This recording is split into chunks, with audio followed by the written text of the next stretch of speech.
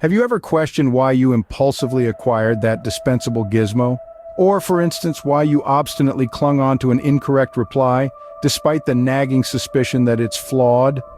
Let us warmly welcome you to the beguiling universe of irrational decision-making. This fascinating domain overlooked is a treasure trove of intriguing insights into the human mind. It is a realm that predominantly revolves around cognitive biases, the unseen perpetrators behind our seemingly absurd choices. Cognitive biases, in essence, are mental shortcuts or thinking patterns that our brain employs to make sense of the labyrinthine world around us. These cognitive shortcuts are like double-edged swords. On one hand, they expedite our decision-making process by reducing cognitive load. On the other hand, they can often lead us astray, compelling us to make irrational decisions. The exploration of these cognitive biases thereby provides an enlightening perspective into our convoluted decision-making patterns. Cognitive biases, although beneficial in certain circumstances, can deceive us, thus resulting in irrational decisions.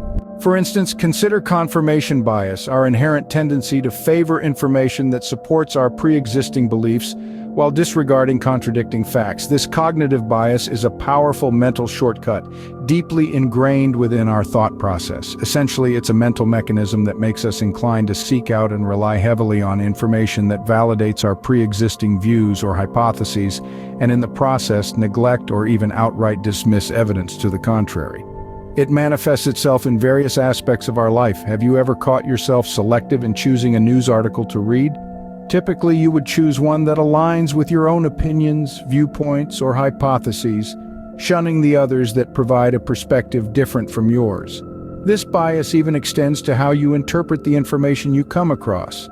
Even if two news articles were to present the same information, you attribute more credibility to the one that aligns with your beliefs. That's confirmation bias in action.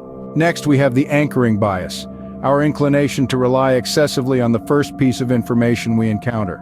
In the diverse landscape of cognitive biases, the anchoring bias stands prominently. Picture it as a psychological hook, the first fact or figure that we latch onto, which then has a significant effect on our subsequent decisions and judgments. Like a compass guiding us through the vast ocean of information, the anchoring bias often sets the course, even if it's not always the right direction. To illustrate this concept, let's consider a common scenario. Imagine you're out shopping and you come across a beautiful shirt originally priced at $100. The price tag now reads $50, slashed in half from its original cost. It catches your eye and you feel the thrill of a potential bargain. You're drawn to it, perhaps even tempted to buy it immediately. The stark contrast between the original and discounted price creates an illusion of a significant bargain, a great deal. However, this is where the anchoring bias comes into play. You're heavily influenced by the first price you saw, the $100, which has set the perception of value in your mind. The $50 price tag now seems incredibly reasonable, even a steal. But when you step back and think, is the shirt genuinely worth $50? Or has the anchoring bias manipulated your judgment? But is it really, or has the initial price simply anchored your perception? Then there's the availability heuristic, an intriguing psychological concept where we assess the probability of an event based on how easily and readily examples of this particular event come to mind. It's a fascinating cognitive bias that plays a significant role in our decision-making process, and it can greatly influence how we perceive and react to our everyday experiences. Imagine this scenario for a moment. A close friend of yours recently had a car accident. A jarring and unfortunate circumstance, it's an event that might leave a deep impression on your consciousness. The image of your friend's damaged vehicle, the stories of their ordeal, maybe even the sight of their injuries. These elements resonate vividly in your mind. In turn, this could make you overestimate the risk of driving. Suddenly, every car journey is fraught with danger. Every turn of the wheel feels perilous. Despite the reality that the statistical likelihood of such an accident happening remains relatively low, your perception of risk has been significantly inflated by the vividness and immediacy of your friend's experience. So this heuristic serves as a powerful reminder of how our minds work. It illustrates how our personal experiences and the information readily available to us can disproportionately influence our assessment of probability. If a friend recently had a car accident, you might overestimate the risk of driving, even if the statistical likelihood remains low. Similarly, the representativeness heuristic causes us to judge the probability of an event based on its similarity to our existing mental prototypes. This concept is quite intriguing. It's part of our cognitive functioning, a shortcut, if you will, that our brains automatically use when making judgments about the likelihood of events. Let's consider an example to make this clearer. Suppose we meet someone who's shy and introverted. These personality traits immediately trigger certain stereotypes in our minds. Perhaps the first image that comes to mind is of a quiet, studious individual engrossed in a book. Add a pair of spectacles, and you've got the perfect mental picture of a librarian.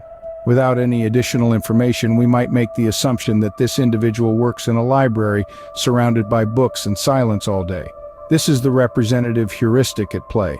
Of course, in reality, people can possess these traits and still engage in professions that require a lot more interaction and extroversion. They could be teachers, actors, or even salespeople, professions that are typically associated with outgoing and persuasive individuals, yet the heuristic often guides our initial assumptions, even though shyness and introversion can exist in any profession.